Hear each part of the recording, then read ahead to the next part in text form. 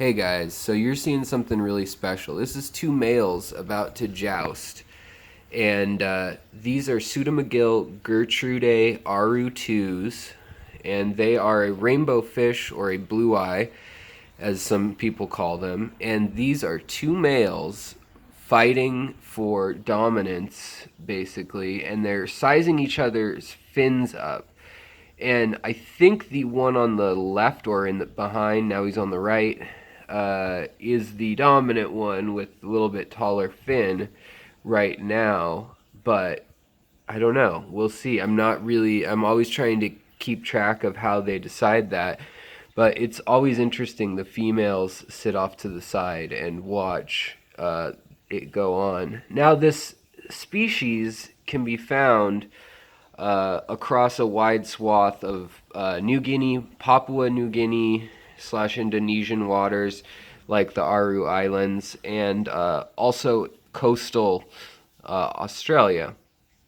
Now, when you put them in a tank like this, males often pair off and just do this whole like West Side Story / Michael Jackson's Bad music video, where they're doing the switchblade fight and their one arms taped together and they go at each other, you know. But rarely, like I said, rarely do they actually cause much damage to each other. It's more of a, hey, check me out. Look at my endurance, look at my health and my fins. And the females are kind of like waiting to see what happens. So we can see the one female is still hanging out. She's probably the first one up if these guys win. Whereas the other female, I don't know where she ran off to. She may have lost interest while the boys still fight. But I must say, if you decide to take care of these guys, these ones came from Gary Lang, the rainbow fish expert himself, and they are one step from the wild, so they're F2, and I've got them laying eggs with a mop that I put in here. And they'll lay on the mop because they're used to that from another tank they were in, but they'll also lay eggs all over the rest of the tank. But these are a great fish. You want to keep them in really clean water. Keep them without super predatory other fish. They make a great species tank for a nano tank, or even a 5-gallon you could put 4 in, no problem. You can maybe fit 6 in.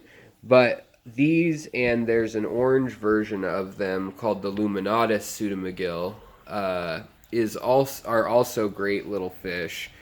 In here you can see I've got shrimp in here. I do a water change weekly that is equal to about 50%.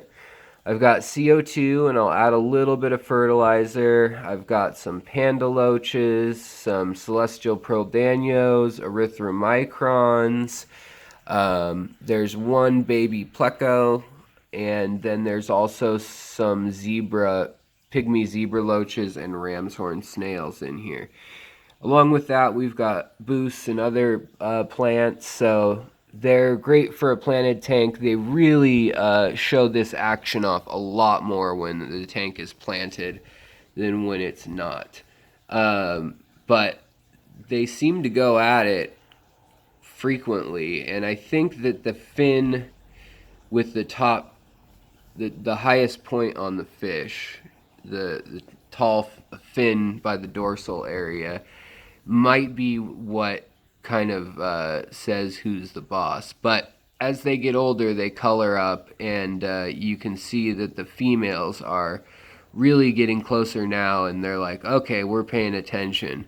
So it's just a cool scene to watch. They're low maintenance. I feed them live brine shrimp or mosquito larvae, things like that. Krill or other little teeny plankton type things do just fine that you can get at the fish store for live treats. Also, flake is fine, small flake, and things like I like to use Fluval's bug bites. Those are pretty good, as well as some fresh protein. But they're always fun to watch go at it. and they don't hurt each other bad. It's kind of like a Siamese fighting fish, or the betta as we know it. It's kind of watching what they used to be known for, except more peaceful. And you can see they don't even pay attention that they're under the water flow or that they were in the CO2. They are so distracted by one another. But I keep them around room temperature, so 74, 76, somewhere in there. And if you throw a mop in, every day you're going to get eggs. They spawn every single day. So these are a fun species. They're great if you want to try your hand at raising fish. If you haven't done that before, they're a great way to start. And if you've got a tank with nice colors and a diversity of plants and small other nano critters, then it's a really nice way to the white color and the yellow. It's a nice way to subtly accent the tank rather than going all out with, a goldfish or something really bold. It's a very nice, natural way to go. So a little less flashy, but definitely still really fun. This water is clear enough in the TDS and low enough in the pH around 6.5, and the TDS is around 80, that I can keep crystal shrimp and neocaridina shrimp, and that's just by virtue of the substrate and the plants and the water changes. And in my area, my water is very low TDS, around 28. So I hope that answers some questions you guys have. It looks like there is a loser, and the victor is over with the females, and they will be doing their thing on all of the plants over there. And in about 5 to 10 days, we'll have some babies hatching if they don't eat their eggs, which they sure will if you give them the chance. So it's best to hatch. Here's a baby right here, and they look like little yellow babies with bright blue eyes. But it's best to put those babies, if you can, in kind of an incubator tank somewhere else, in a little, a container like this. Float that in there, and then just keep it changed, the water changed every 12 to 24 hours, or aerated in a side box. If it's aerated, that works. But you just want to make it so it doesn't have a film on it. But that is the deal with Pseudomugil blue-eye Gertrudes, also known as Aru2s in this case. They're a rare find, they're a delightful find, and they do well shipping and traveling, as well as their eggs can be shipped easily.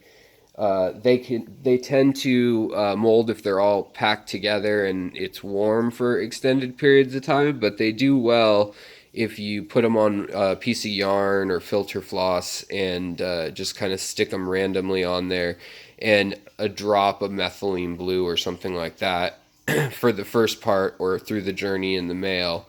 And if you really want to see them go at it like that and want eggs in abundance, what you do is you feed them live food for a week or so, like big portions of mosquito larvae and things like that, or baby brine shrimp or full brine shrimp, and then you do a 40% or 50% water change.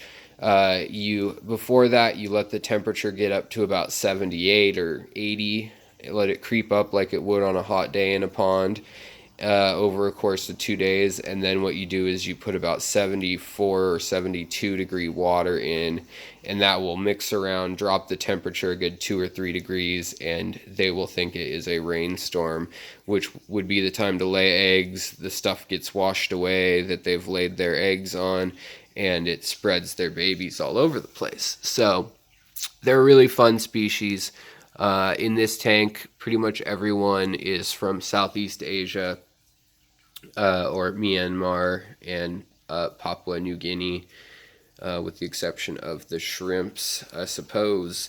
So I hope you guys enjoyed this little video, and maybe you'll give Pseudomugil reticulatus, luminatus, or marginatus a try. All three of those are great beginner Pseudomugils, and they'll be a lot of fun for you if you put a little bit of time and effort into them. They're pretty easy though. So All right, guys, take it easy. Take care of yourselves and your tanks. Don't forget to like, subscribe, comment, share, whatever you want to do. And if you want to support this channel even more, my only financial support really comes through Patreon, and you can check that out in the link below. All right, guys, talk to you later.